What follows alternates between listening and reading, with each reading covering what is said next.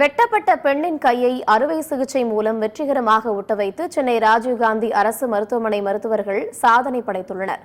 சென்னை பெரும்பாக்கத்தைச் சேர்ந்த பெண் கை வெட்டப்பட்ட நிலையில் சென்னை ராஜீவ்காந்தி அரசு மருத்துவமனையில் அனுமதிக்கப்பட்டார்.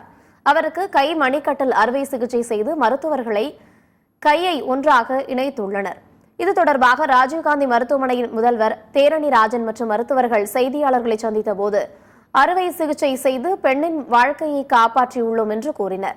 வெற்றிகரமாக அறுவை சிகிச்சை செய்தது மகிழ்ச்சி அளிப்பதாகவும் சமூக வலைதளங்களில் தவறான தகவல்கள் பரப்பப்படுவது வருத்தமளிப்பதாகவும் தெரிவித்தார்.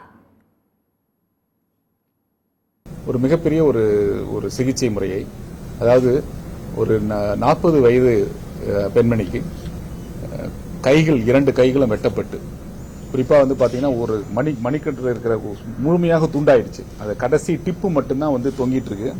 அதாவது இந்த இதுவே தனியா வந்துருச்சு. அதனுடைய எட்ஜ் மட்டும்தான் ஒட்டிட்டு இருந்தது.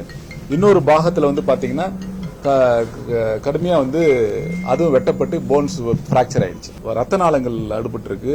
இது மிகவும் கடுமையான சிகிச்சை என்றாக மேல் சிகிச்சைக்காக அரசு ராஜீவ்காந்தி பொது மருத்துவமனைக்கு விடியற்காலை, அதாவது 21ஆம் தேதி காலை 2:30 மணி அளவில் இங்கே உள்நோயாளியாக அவர் அனுமதிக்கப்படுகிறார்.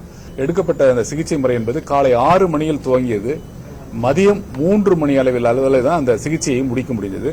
கிட்டத்தட்ட 23 மருத்துவர்கள் இந்த சிகிச்சையில இன்வால்வ் ஆயிருந்தாங்க. முழுமையா சொல்றதா இருந்தா இது ஒரு டிரான்ஸ்பிளான்ட். கை முழுமையாக துண்டிக்கப்பட்டு மீண்டும் இணைக்கப்பட்ட ஒரு டிரான்ஸ்பிளான்ட் தான் சொல்லணும். அது முழுமையாக டிரான்ஸ்பிளான்ட் பண்ணி அவர் சிறிது நேரத்துக்கு அவங்க செயற்கை சுவாசம் கொடுக்கப்பட்டு, பிறகு அந்த செயற்கை சுவாசத்திலிருந்து அவர் வெளியேற்றப்பட்டு முழுமையாக இப்போ ரொம்ப கான்சியஸா இருக்கு. அதை லைஃப் சேவ் பண்ணியாச்சு. அவர் 2 ஹேண்ட்ஸுமே ஃபங்க்ஷனல் இன்டெகிரிட்டி நன்றாக இருப்பதாக மருத்துவர்கள் பரிசோதித்து சொல்லியிருக்காங்க.